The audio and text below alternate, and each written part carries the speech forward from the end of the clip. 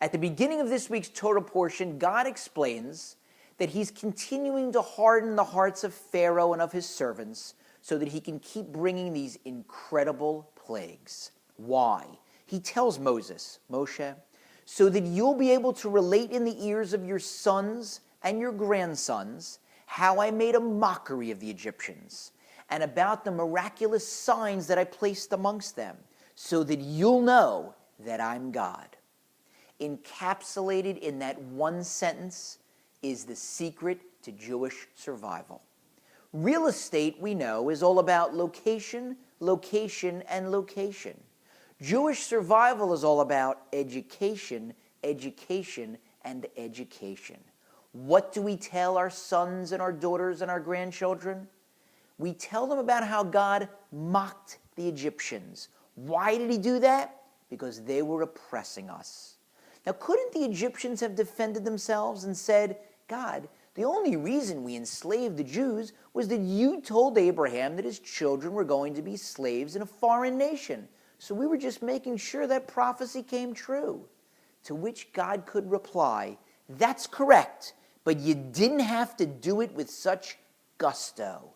There's a big difference between enslaving a nation and terrorizing and beating them and murdering their infants.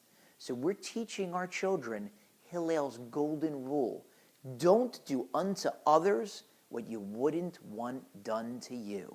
Go teach that to your children, and then it'll be tough to go out there and oppress someone else. What else do we teach them? We tell them about God's miraculous signs. We share with them God's miracles and his majesty and his mercy. And if we do that, what happens? The passage should have ended, since it's talking about teaching kids, by telling Moshe that if you teach your children, they'll know that I'm God. God doesn't say that. He says if you teach your children, you'll know that I'm God. Why? Because there's a boomerang effect.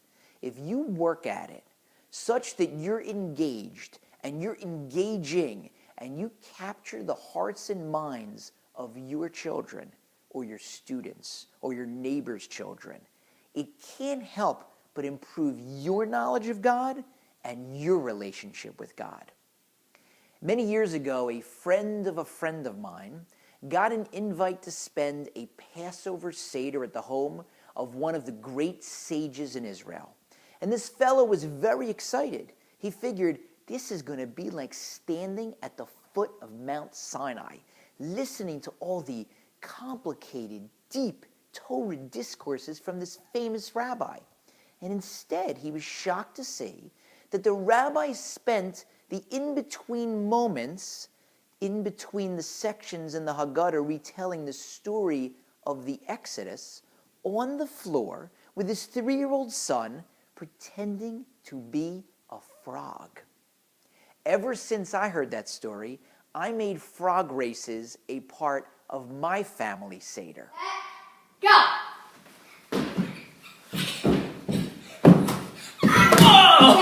Children don't get complicated Torah discourses, but they get frogs.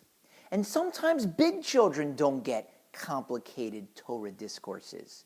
You've got to teach the child, Chanoch lenar al pi darko.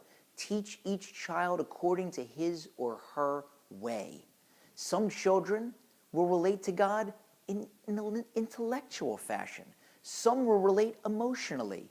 You've got to be able to reach each child, and you've got to be able to reach the same child at different ages in different fashions. Moshe realized that.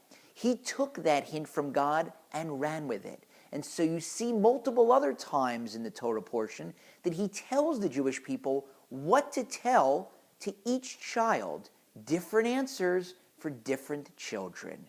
He gets the fact that Jewish education is the key to Jewish survival. And maybe that's why we don't refer to Moshe as Moshe our king or Moshe our prophet.